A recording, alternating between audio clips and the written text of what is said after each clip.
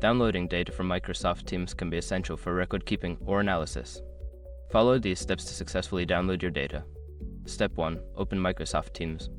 Launch the Microsoft Teams application on your computer or access it through a web browser. Sign in with your account credentials if prompted. Step 2. Navigate to the desired team or channel. Locate the team or channel from which you want to download data. Click on the team name in the left side bar to open it. Step 3. Access Files tab.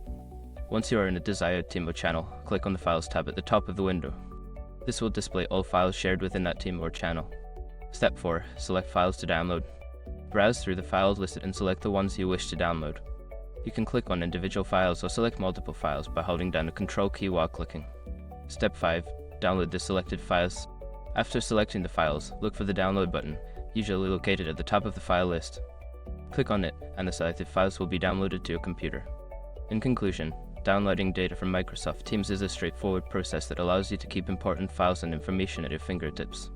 Follow these steps whenever you need to access your data.